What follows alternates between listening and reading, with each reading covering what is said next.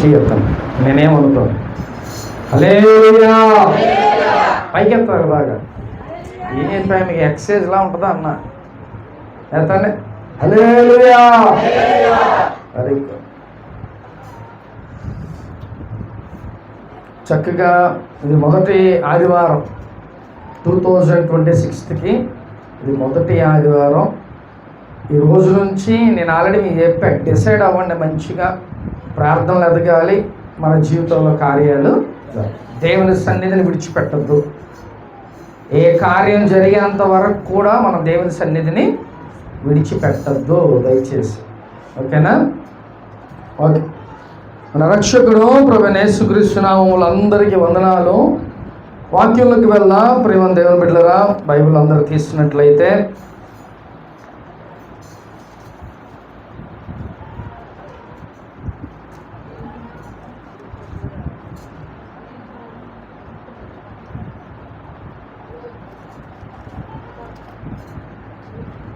రోజు దేవుడు మనతో ఏ విషయం మాట్లాడతాడంటే, సంఘంలో మనం ఎలా ఉండాలి, సంఘములో మనం ఎలా జీవించాలి, సంఘములో ఎలాంటి మనం ఎలా ఉండాలి, what is our duties and what is our work, అంటే మన యొక్క పద్ధతులు లేకపోతే మన యొక్క పని, దేవుని కొరకు మనం ఎలా ఉపయోగపడాలి ఒక పాత్రగా అనే విషయాలు, అసలు మనం ఎలా నడుచుకోవాలి అనే విషయాలు ఈరోజు మనం మాట్లాడుకుందాం. ప్రియమైన దేవుని బిడ్డలారా, ఒకసారి అందరూ బైబిల్ తీసినట్లయితే జకరియా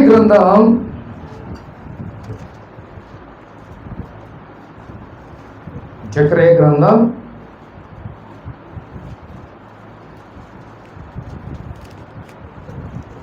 4వ అధ్యాయం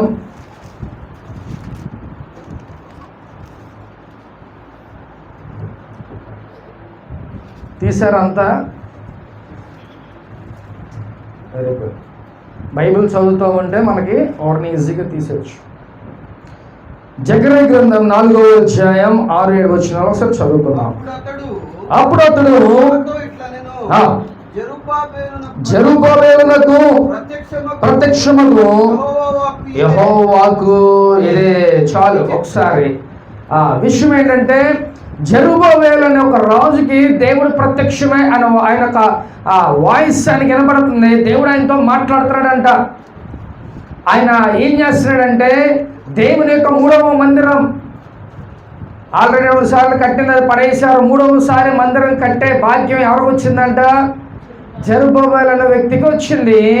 అయితే ఈ వ్యక్తి అంట ఆ యొక్క సంఘాన్ని కట్టేటప్పుడు ఆయనకున్న విషయం ఏంటంటే, నేనే కడతరా, నేనే అనే ఒక అహం, లేకపోతే ఒక గర్వం ఆయనలోకి వచ్చేసింది. అదే దేవుడు ఆయనతో ప్రత్యక్షంగా ఆయనతో మాట్లాడిన మాటలు ఏంటంటే విందాం ఒకసారి.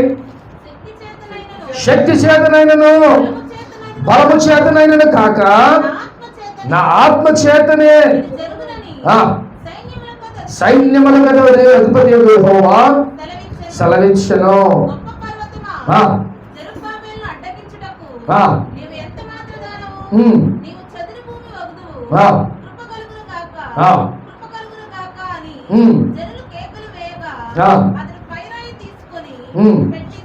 చాలు. హల్లెలూయా. దేవుని యొక్క శక్తి, దేవుని యొక్క బలం, లేకపోతే దేవుని యొక్క జ్ఞానం లేకుండా మనం ఏమీ కూడా చేయలేం. ఇక్కడ ఈ రాజు ఏమనుకున్నాడంటే, నా శక్తే, నా బలమే, లేకపోతే నా జ్ఞానమే, లేకపోతే నా ధనమే ఇదేనా అనుకుంటున్నాడు. కానీ దేవుడు ఆయనతో మాట్లాడాడు. ఒరే పిచ్చోడా, నేను నీకు శక్తిని ఇవ్వకపోతే, లేకపోతే నేను నీకు బలం ఇవ్వకపోతే, లేకపోతే నేను నీకు ఆరోగ్యాన్ని ఇవ్వకపోతే నువ్వు కట్టే అంత లేదా ఆ ఆలోచన నీకు రాదు. కాబట్టి నీ శక్తి చేత కాదు, కానీ నా బలము చేత నేను ఈ కార్యం జరిగిస్తున్నావు అని చెప్తున్నాడు. ప్రేమ దేవుని బిడ్డ, హల్లెలూయా.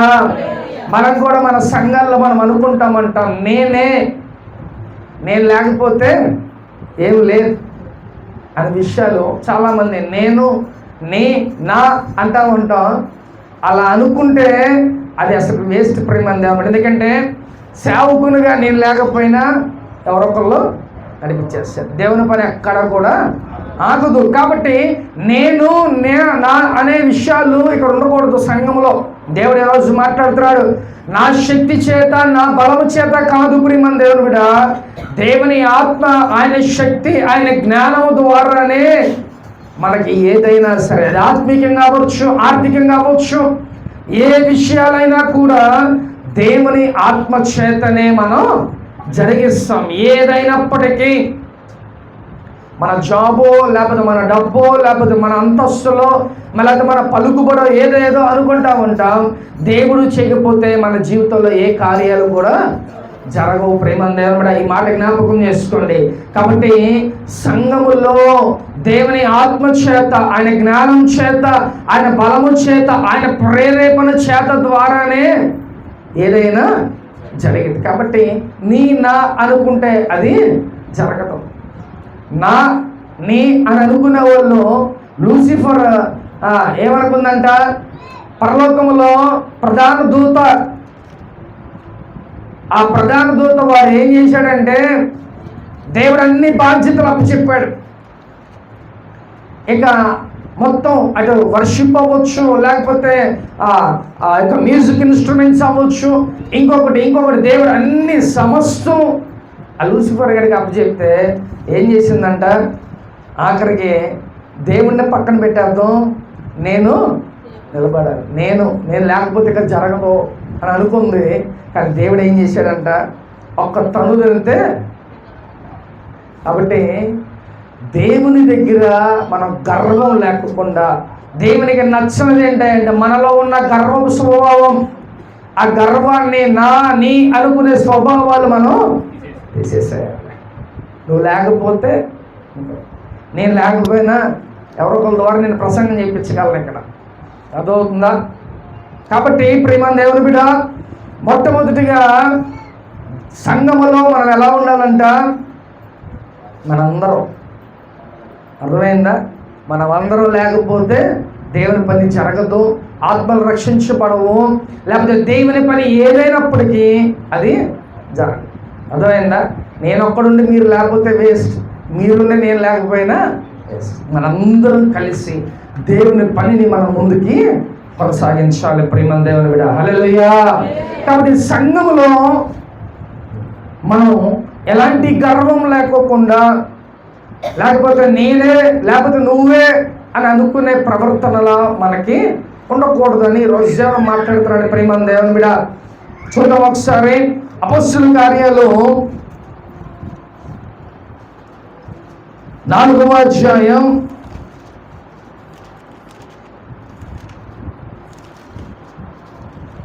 24వ వచనం ఒకసారి చదువుకుందాం.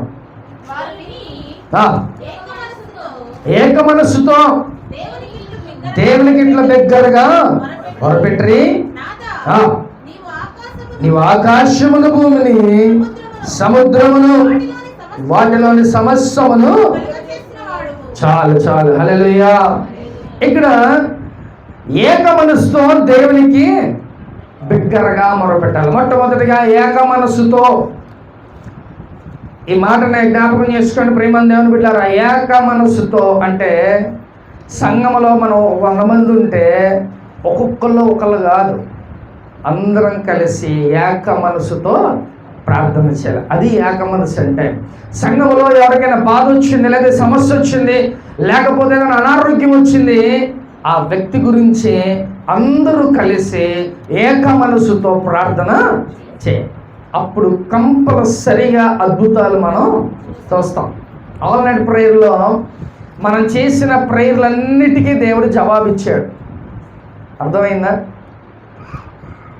ఆల్ నైట్ ప్రేయర్లో మనం చేసిన ప్రతి ప్రార్థనకి దేవుడు జవాబులు ఇస్తానే ఉన్నాడు.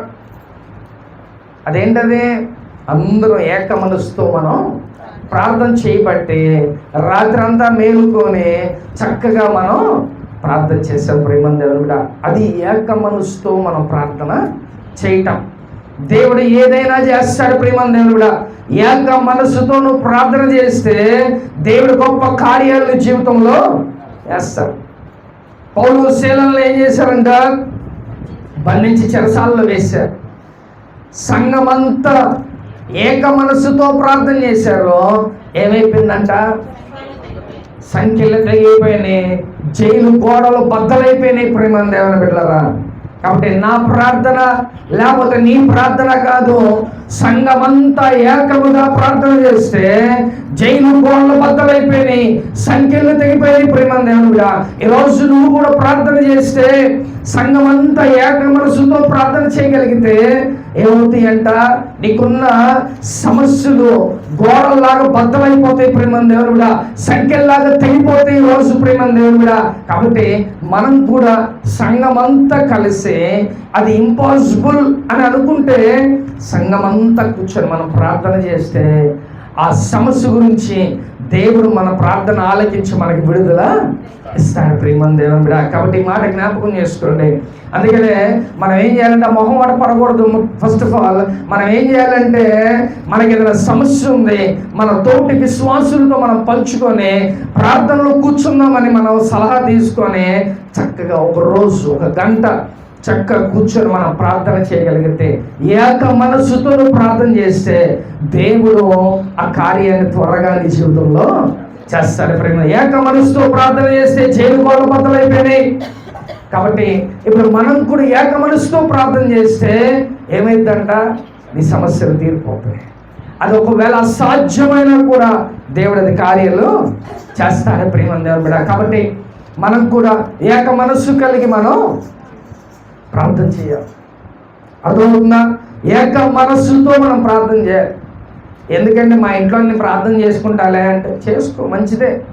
కానీ సమస్య అధికంగా ఉన్నప్పుడు అందరం కలిసి మనం ప్రార్థన చేస్తే దేవుడు గొప్ప కార్యాలు చేస్తాడు ప్రేమ దేవుడు. అందుకని ఏక మనసుతో వాళ్ళు ప్రార్థన చేశారంటాం. సంఘమంతా సేవకుడి గురించి ప్రార్థన చేయగా ఏమైపోయినంట, అర్ధరాత్రి వేళ గోడల బద్దలైపోయినాయి, బంధించబడిన ఆ చైన్స్ అన్నీ బ్రేక్ అయిపోయినాయి, వాళ్ళు చక్కగా బయటికి వచ్చేసారు ప్రేమ దేవుడు. హల్లెలూయా. చదువుదాం ఒకసారి. ఏక మనసుతో దేవునికి ఇట్లో బిగ్గరగా ప్రార్థన చేశారు.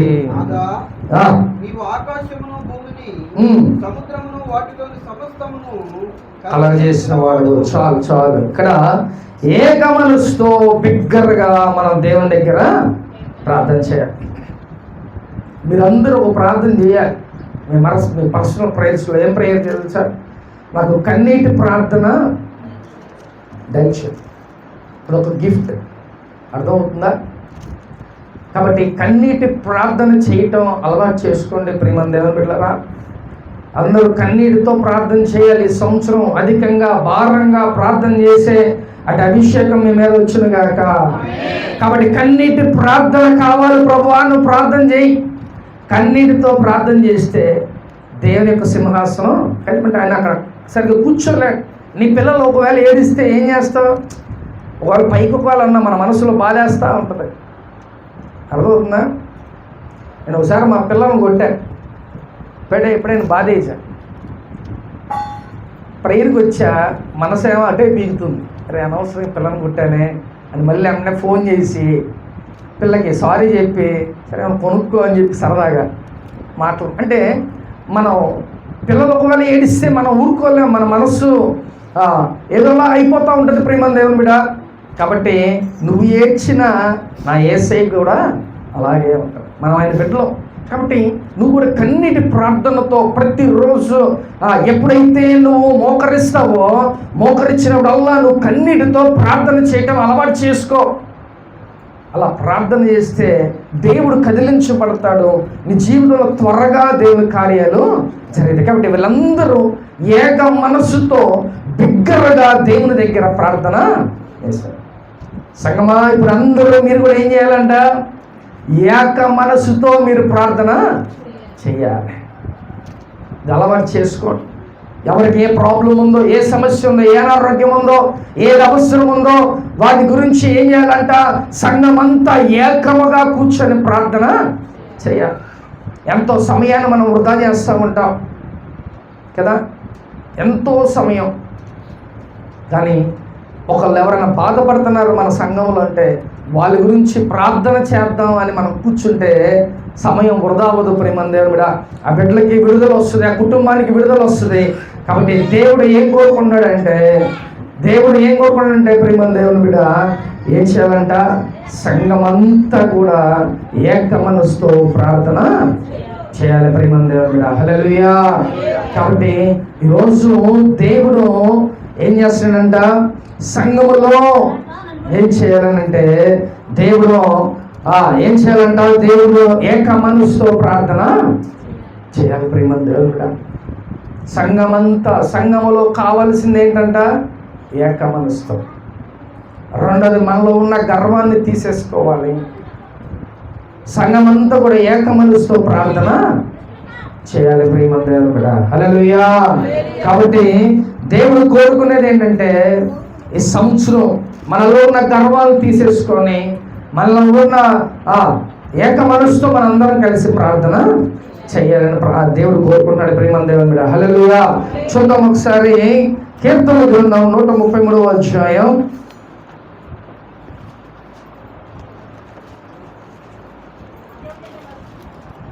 1వ వచనం ఒకసారి చదువుకుందాం. సహోదరులు ఐక్యత కలిగి నివసించుట ఎంత మేలు, ఎంత మనోహరము. చాలు. హల్లెలూయా. సహోదరులందరూ కలిగి ఎలాగంట? ఐక్యతగా కలిగి నివసించుట ఎంత మేలో, ఎంత మనోహరమో. మనందరం ఎవరంట? సహోదరులు మనందరం కలిసి ఉండటం ఎలాంటిది అంట? ఎంత మేలో. అంటే అందరం కలిసి ఉండటం మేలు, అందరం కలిసి ఉండటం ఎంతో మనోహరం ప్రియమైన దేవుని బిడ్డ. కాబట్టి ఈరోజు నువ్వు చక్కగా ఎలాగుండాలి? సంఘములో ప్రేమ కలిగి ఉండాలి. ఎవరికైనా మేలు చేయాలి కానీ కీడు చేసే మనస్తత్వం మనలో ఉండకూడదు ప్రియమైన దేవుని బిడ్డ. అందుకనే మనందరం సంఘం అంటే ఎలాగంట? మనందరం కూడా ఒక కుటుంబంగా మనం ఉన్నాం ప్రియమైన దేవుని బిడ్డ. కాబట్టి సంఘములో మనం అందరం కలిసి ఉండటం ఎంతో మేలు, ఎంతో మనోహరం ప్రియమైన దేవుని బిడ్డ. హల్లెలూయా. కాబట్టి సంఘములో ఎవరికి వారుగా వాడేమైపోతే నాకేంటి, లేకపోతే వీడేమైపోతే నాకేంటి, ఆ కుటుంబం ఏమైపోతే నాకేంటి అనుకోమాకండి ప్రియమైన దేవుని బిడ్డ. మనమందరం ఒక కుటుంబంగా ఉంటున్నాం. కాబట్టి ఎలా ఉండాలి? మనందరం ప్రేమగా ఐక్యత కలిగి మనం జీవించాలి ప్రియమైన దేవుని బిడ్డ. హల్లెలూయా. కాబట్టి అందుకనే కీర్తనకారుడు అంటున్నాడు ఏంటంటే ఒకసారి చదువుదాం మనం. సహోదరులు ఐక్యత కలిగి నివసించుట ఎంత మేలో, ఎంత మనోహరమో ప్రియమైన దేవుని బిడ్డ. హల్లెలూయా. కాబట్టి గొప్ప దేవుడు ప్రియమైన దేవుని బిడ్డ. ఆయన సన్నిధిలో మనందరం ఒకటిలాగా, ఒక కుటుంబంలాగా ప్రేమ కలిగి మనం జీవిస్తే అది ఎంతో మేలంట, ఎంతో మనోహరం. అంటే మేలు. అందరం కలిసి ఉంటే దేవుని పని మనం చేయగలం, అది ఎంతో మేలు. అలాగే మనం చక్కగా దేవుళ్ళలో ఉంటే ఎంతో మనోహరంగా ఉంటుందంట ప్రియమైన దేవుని బిడ్డ. హల్లెలూయా. కాబట్టి సంఘమంతా ఎలా ఉండాలంట? ఐక్యతగా. We are one. వీఆర్ నాట్ అనేక మంది మేము కాదు, వీఆర్ వన్. మేము ఒక్కళ్ళమే. మల్లేశ్వర గారు, బాలసింగ్ గారు, లేకపోతే ఇలా కాదు. We are all one. మనందరూ ఒకటే, ఒక మాట మీదే ఉండాలి, ఒకటే పద్ధతిలో మనం ముందుకు సాగిపోవాలి. అంతేగాని నేను అనేది మనలోకి రాకూడదు ప్రియమైన దేవుని బిడ్డ. హల్లెలూయా. కాబట్టి మనందరం కలిసి ఉండటం ఎంతో మేలు, ఎంతో మనోహరం అని ఈరోజు దేవుడు మాట్లాడతాడు. కాబట్టి మనందరం అటు స్థితిలో ఉంటున్నామా, అలా ఉంటున్నామా ప్రియమైన దేవుని బిడ్డ? ఒకసారి జ్ఞాపకం చేసుకో. ఎంతో మేలు, ఎంతో మనోహరంగా ఉంటుందంట ప్రియమైన దేవుని బిడ్డ. హల్లెలూయా. చూద్దాం ఒకసారి అపోస్తలుల కార్యాలు 2వ అధ్యాయం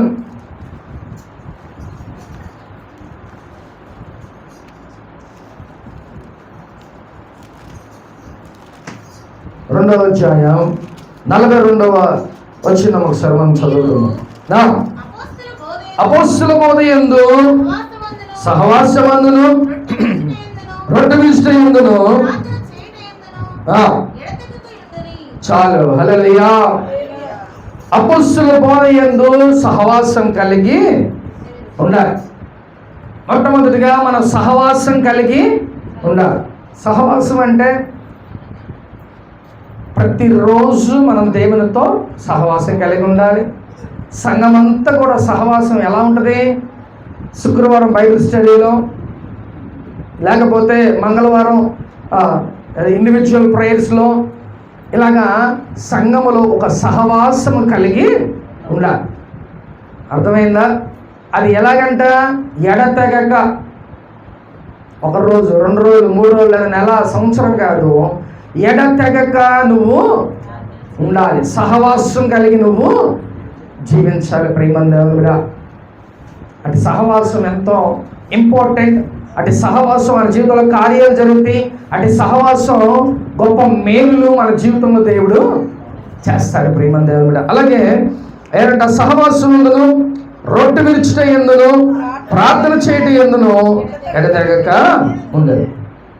రొట్టె విరుచుట అంటే, సహవాసంలో రొట్టె విరుచుట అంటే బల్లలో పాలు పొంగులు పొందటం. అపొస్తలుల యొక్క బోధ అంటే అసలు మనం ప్రతిరోజు బల్ల తీసుకోవచ్చు, లేకపోతే ప్రతి ఆదివారం మనం తీసుకోవచ్చు. కానీ మన పెద్దలు పెట్టారు కాబట్టి నెలకు 1 రోజు మనం దేవుని యొక్క సహవాసంలో అంటే బల్లలో మనం పాలు పొంగులు పొందుతున్నాం. కానీ అపొస్తలులు అయితే వాళ్ళ బోధ లాంటిది అంటే ఆ రొట్టె విరుచుట, ఇంటిన రొట్టె విరిచారు. అంటే ప్రతిరోజు ఎవ్రీడే వాళ్ళు కంపల్సరిగా బల్ల ఇచ్చేవాళ్ళు. మనమైతే నెలకు 1 రోజే మనం తీసుకుంటూ ఉంటాం. కాబట్టి నువ్వు సహవాసములో ఉంటే చక్కగా ఎలా ఉంటుందంట? రొట్టె విరుచుట యందును, ప్రార్థన చేయట యందును, సహవాసములో ప్రతి దాంట్లో కూడా ఎలా ఉంటుందంట? సంఘం చక్కగా ఇన్వాల్వ్ అయి ఉంటుంది. ప్రియమందుడు కూడా ఈరోజు అంటే సహవాసములో మనం ఉన్నామా? ప్రియమందుడు కూడా చక్కగా బలలో పాలు పంపులు పొందాలి. అలాగే సహవాసం దేవుని యొక్క సంఘములో జరిగే ప్రతి కార్యంలో, ఆయన యొక్క కార్యంలో కూడా మనం కంపల్సరిగా పాలు పంపులు పొందాల్సిందే. ఎక్కడ ప్రార్థన జరిగిన మనం వెళ్ళాలి, ఉండాలి అక్కడ. అది ఒక సహవాసం. అర్థమవుతుందా? అది ఎడతెగక మనం ఉండాలన్న. కాబట్టి సంఘములో ఉన్న ప్రతి ఒక్కరు కూడా ఇటు విధంగా ఉండాలని దేవుడు కోరుకుంటున్నాడు. ప్రియమందుడు కూడా మొట్టమొదటిగా ఎలాగంట? ఫస్ట్ నీలో ఉన్న గర్వాన్ని తొలగించే, నేను నువ్వు అనే విషయాలు మనం పక్కన పెట్టేయాలి. రెండవదిగా ఏంటంట? ఏక మనస్సుతో అందరం కలిసి ఒక ప్రాబ్లం గురించి మనం ప్రార్థన చేయాలి. అప్పుడు ఏ కార్యమైనా సరే దేవుడు చేసేస్తాడు. మూడవది ఏంటంట? ఐక్యత కలిగి మనం జీవించాలి. ప్రియమైన దేవుని బిడ్డలారా, ఐక్యత అనేది చాలా చాలా ఇంపార్టెంట్. మన సంఘమంతా కూడా ఐక్యతతో ఉండాలని దేవుడు మాట్లాడతారు. నాలుగోది ఏంటంట? సహవాసం. అంటే ఈ సహవాసములో రొట్టె విరుచుట, ప్రార్థన చేయుట, అనేక విషయాల్లో మనం ముందుకి ఉంటాం. కాబట్టి సహవాసం అనేది చాలా ఇంపార్టెంట్ అని దేవుడు మాట్లాడుతున్నాడు. కాబట్టి ఇవన్నీ కలిసి మన యొక్క సంఘములో మీలో ఉండాలని దేవుడు మాట్లాడుతున్నాడు. ప్రేమ ఆఖరికి చూద్దాం ఒకసారి. ఫిలిప్పీయులకు రాసిన పత్రిక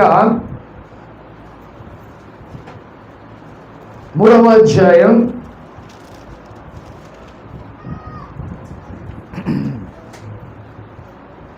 20వ వచనం చదువుకుందాం. మన పౌర స్థితి పరలోకమునందున్నది. అక్కడ నుండి ప్రభువైన యేసుక్రీస్తు చాలు. హల్లెలూయా! ఎంత గొప్ప మాట తెలుసా? పరలోకములో మన నివాసం.